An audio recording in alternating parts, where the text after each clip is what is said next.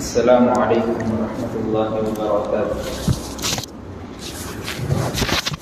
الحمد للہ رب العالمین والصلاة والسلام علی سید الانبیاء والمرسلین وعلی آلہ واصحابہ اجمعین، اما بعد۔ قال اللہ تبارک وتعالی فی کلامہ المجید والفرقان الحمید، اعوذ باللہ من الشیطان الرجیم، بسم اللہ الرحمن الرحیم۔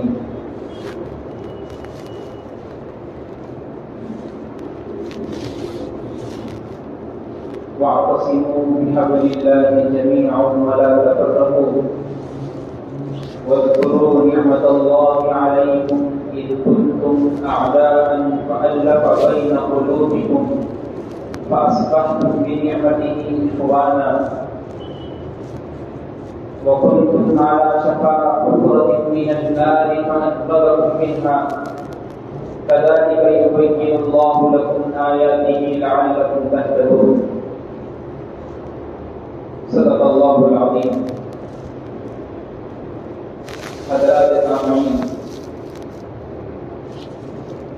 پردہ نشین خواتین اسلام،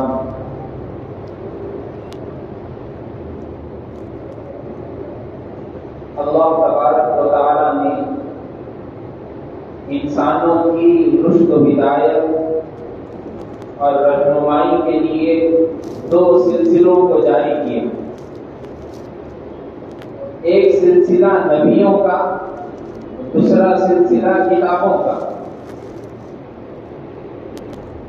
نبیوں کا سلسلہ اللہ کے رسول علیہ الصلوۃ والسلام پر آ کر ختم ہوا، کتابوں کا سلسلہ اللہ کے رسول صلی اللہ علیہ وسلم پر نازل ہونے والی کتاب قرآن مجید پر آ کر ختم ہوا۔ یہ ہمارا اٹل حقیقت جامد فیصلہ ہے، اس سے ہم ہٹ نہیں سکتے، اور کوئی بھی آ کر بول دے تو ہمارے پاس اس کا ایک ہی جواب رہے گا کہ اللہ کے رسول صلی اللہ علیہ وسلم آخری نبی ہیں اور قرآن شریف آخری کتاب ہے۔ یہ اللہ تعالیٰ کا دستور ہے کہ جب بھی کسی امت کو سدھارنے کا یا کسی امت کو رہنمائی دلانے کا ارادہ ہو تو اللہ تبارک و تعالیٰ ایک نبی کو بھیجتے ہیں، پھر ان کے ساتھ چاہے کتاب بھیجتے یا صحیفوں کو بھیجتے، جیسے ابراہیم علیہ السلام کے بارے میں آتا ہے کہ صحفی ابراہیم و موسیٰ، کہ ہم نے ابراہیم اور موسیٰ پر صحیفے نازل کیے۔ تم شک مت کرو کہ جیسے موسیٰ پر تورات نازل ہوئی، ابراہیم علیہ السلام پر کوئی کتاب نازل نہیں ہوئی، نہیں، ہم نے ان پر صحیفے نازل کیے، انہوں نے اس سے اپنی امتیوں کو سکھایا اور ان کے اندر توحید اور دین کی دعوت دی۔ یہ اللہ تبارک و تعالیٰ کا دستور اور قانون ہے۔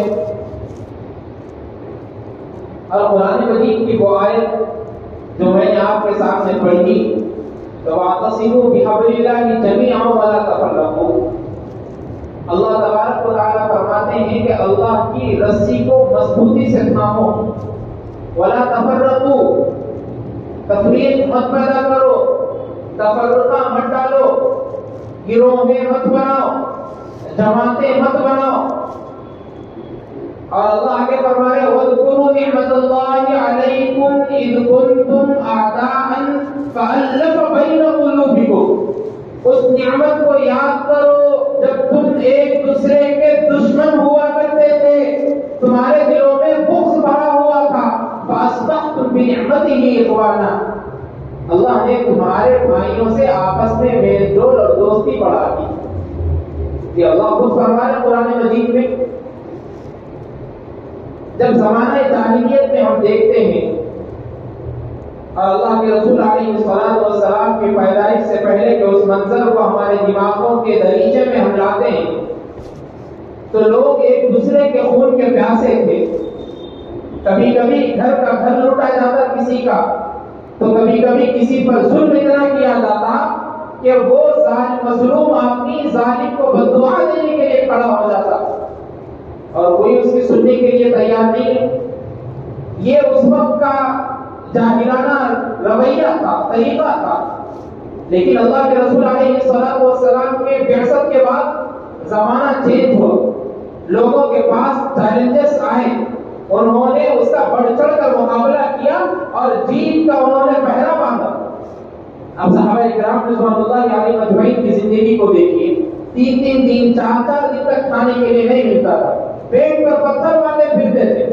ایک جنگ کا وہ واقعہ جس میں صحابہ کرام رضوان اللہ علیہ مجمعین اپنے پیٹوں کو کھول کر بتاتے ہیں کہ اللہ کے رسول صلی اللہ علیہ وسلم دیکھیے میرے پاس 2 پتھر باندھے ہوئے ہیں، میں اس لیے باندھا ہوں تاکہ بھوک کی شدت مجھے محسوس نہ ہو۔ قربان جاؤں کائنات کے محبوب پر، قربان جاؤں نام رسالت محمد مصطفیٰ صلی اللہ علیہ وسلم پر۔ اپنے کپڑوں کو کھول کر بتاتے صحابہ کے سامنے، تم نے 1 پتھر باندھا، تم نے 2 پتھر باندھے، آپ کا نبی 3 پتھر باندھ کر یہاں کھڑا۔ یہ اللہ کے رسول علیہ الصلوۃ والسلام کے معاملات تھے۔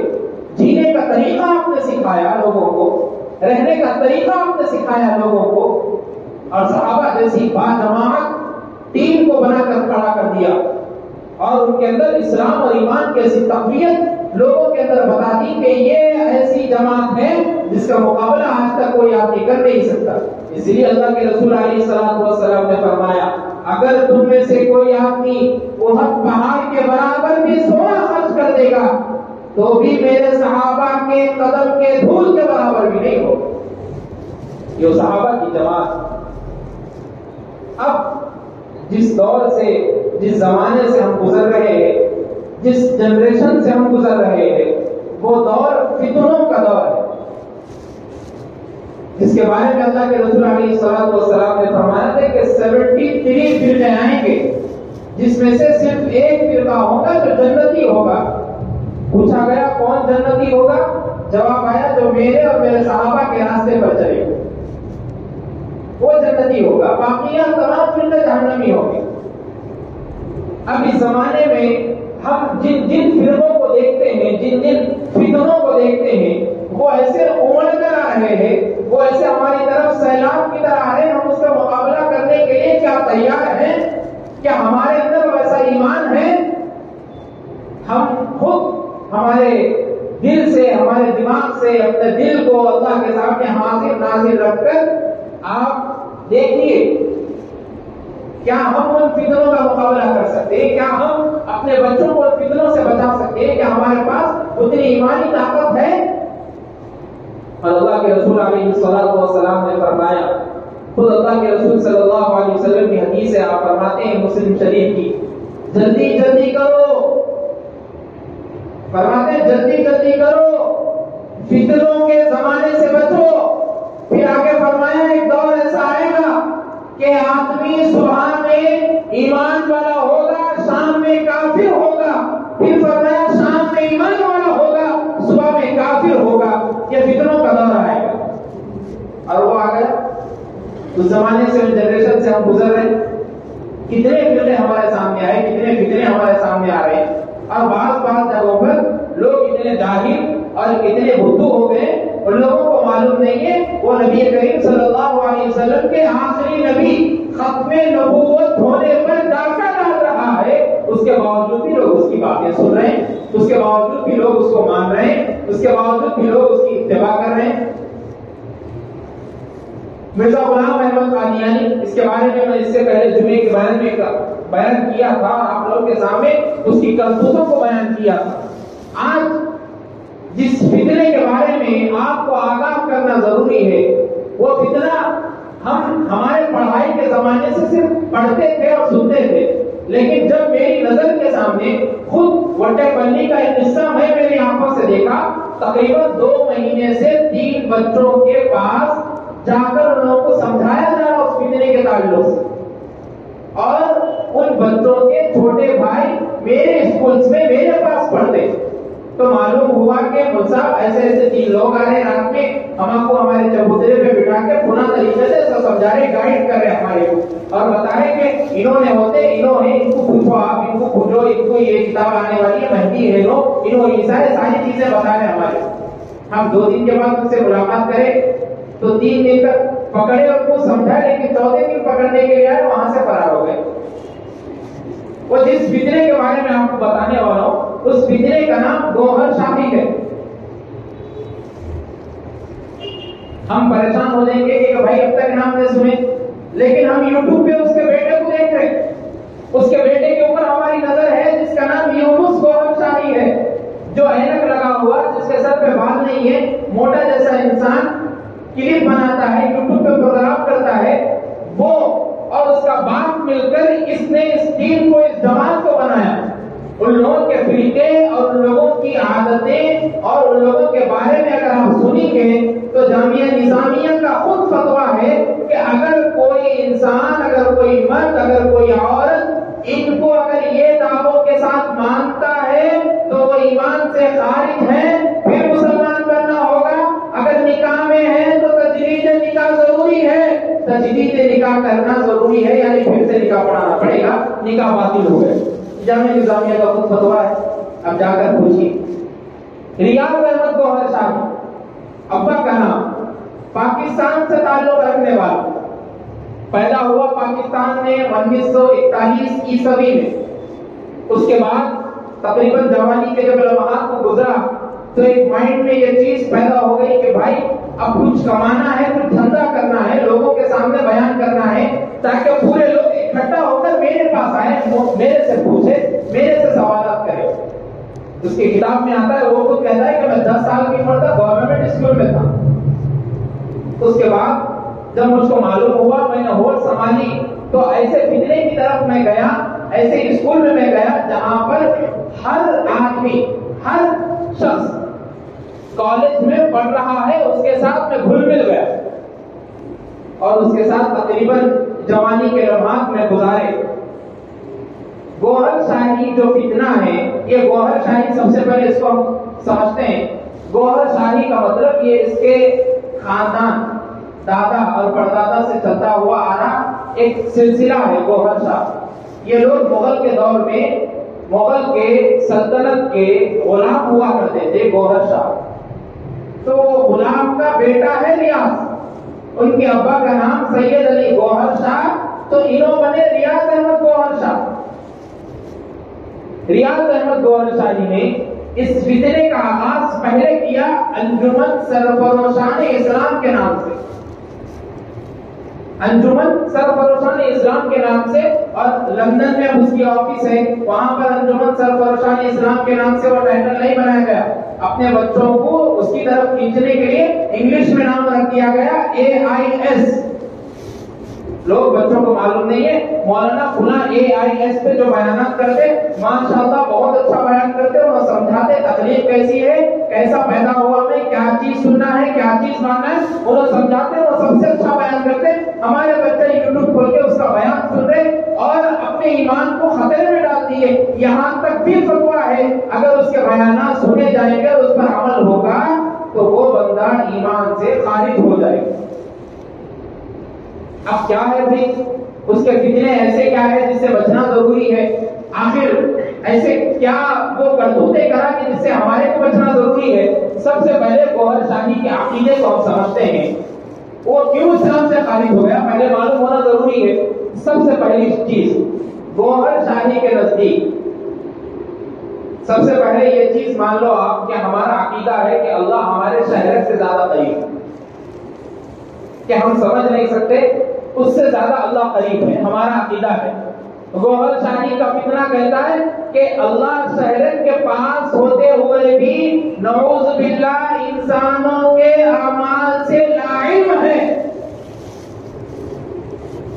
اس کی خود کتاب اٹھائی آپ، تواتر بالقلب، صفحہ 18 پر، یا اس کا یوٹیوب پر کلپ موجود ہے، تقریباً 1.5 گھنٹے کا کلپ موجود ہے. 28ویں منٹ میں آپ جا کے بات سنیے، میری کہی ہوئی بات آپ کو ملے. وہ کہتا ہے کہ اللہ شہر سے زیادہ قریب ہے، میں مانتا ہوں، لیکن قریب ہونے کے باوجود بھی لاعلم ہے، بندوں کے علم کو نہیں پہچان سکتا. آپ دیکھیے کیسا عقیدہ ہے. اللہ تو خود کہتے ہیں کہ مرحم مادر میں ہونے سے لے کر بچے کے بننے سے پہلے سے لے کر اللہ قیامت تک کے اس کے ہونے والے اعمال کو جاننے والا ہے. وہ اللہ ہے، اللہ خالق کل شیء وهو على كل شيء وكيل. اللہ ہر چیز کا مالک ہے، ہر چیز کا خالق ہے، ہر چیز کو بنانے والے ہیں، ہر چیز کے ذمہ دار ہیں۔ ایک جھاڑ پر پتا بھی اس کی اجازت کے بغیر نہیں ہل سکتا۔ وہ اللہ ہے، وہ مالک ہے۔ وہ ہمارے شہرت سے زیادہ قریب ہو کہ ہمارے گناہ پہچانے، ہمارے گناہ جانے، نعوذ باللہ ایسا ہو نہیں سکتا۔ اس کا یہ عقیدہ ہے، وہ لوگوں کے سامنے بیان کرتا ہے اور لوگ اس کو اچھائی سے سنتے ہیں اور بڑے غرور، تکبر، گھمنڈ اور ایٹیٹیوڈ کے ساتھ کہتے ہیں کہ بھائی مولانا جو بیان کرے یوٹیوب پہ صحیح بولے ہو، کیا معلوم اللہ نعوذ باللہ ایمان سے خارج ہو گیا۔ دوسری چیز قرآن کے بارے میں ہم سب کا عقیدہ ہے، اہل سنت والجماعت کا عقیدہ ہے، تمام متحدہ مسلم کا، کہ قرآن کے 30 پارے ہیں۔ وہ کہتا ہے قرآن کے 40 پارے۔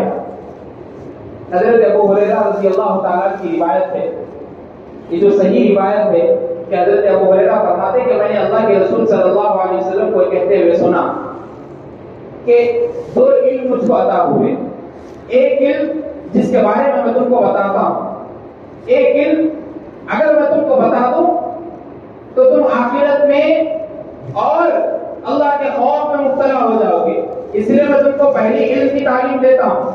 اللہ کے رسول صلی اللہ علیہ وسلم نے یہ بات کہی۔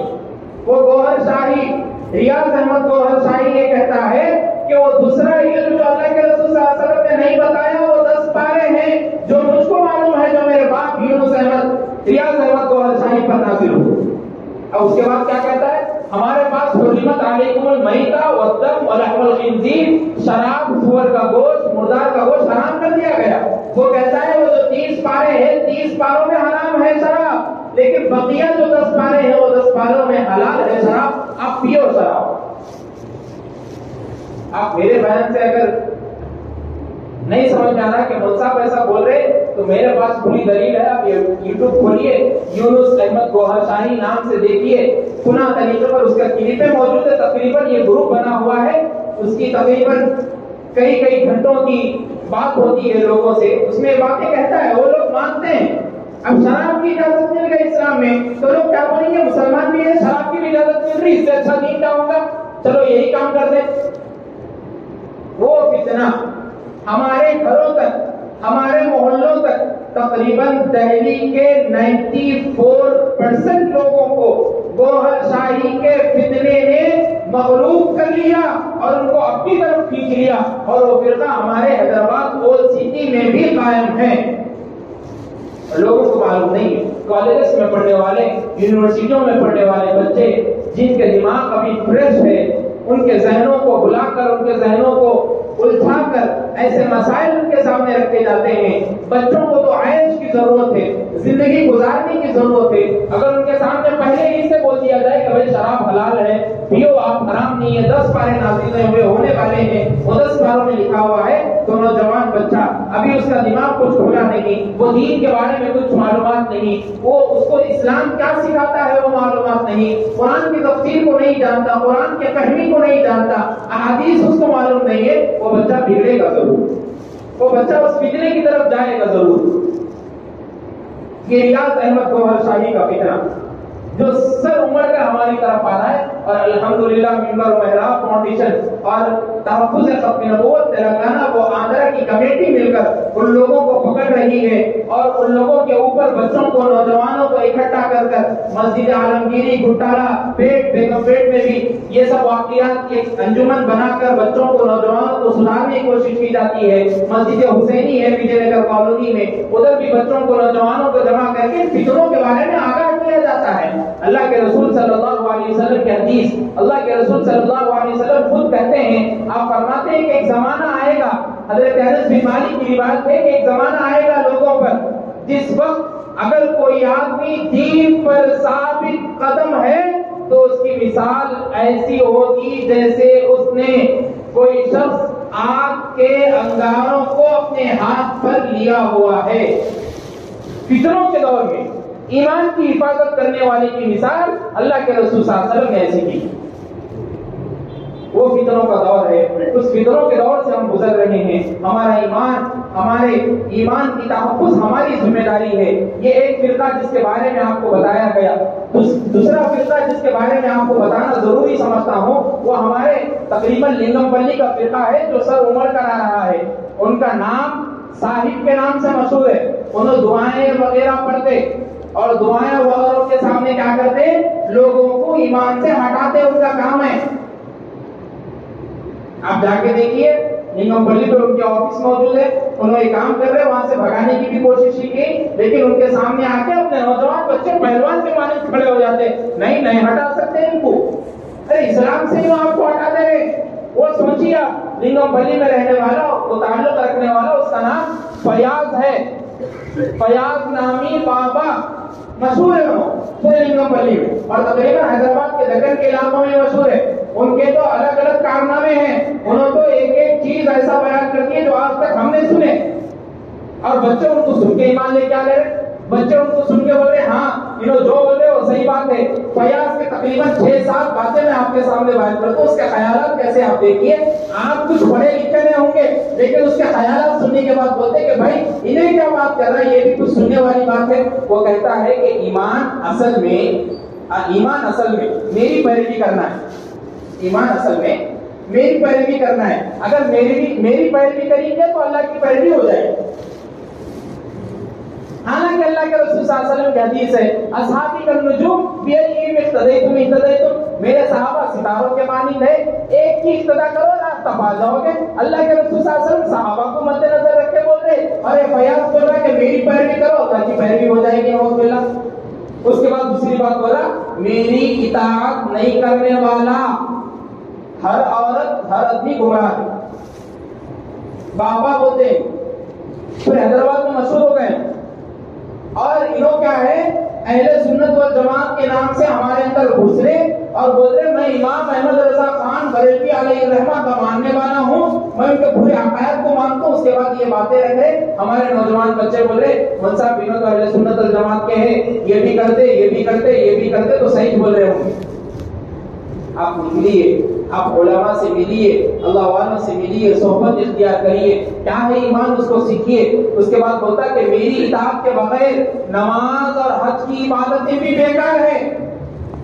میری عبادت کے بغیر نماز اور حج کی عبادتیں بھی بیکار ہے. اس کے بعد ایک خاتون کا واقعہ بھی آیا ہمارے پاس. ممبر محراب فاؤنڈیشن کے آفس میں خاتون آئی اور آ کر بولی کہ موسیٰ وہ فیاض بابا کے پاس میں گئی تھی دعا پڑھانے, تو انہوں نے یہ سارے باتیں بولے میرے, میں ان کو جھٹلا دی.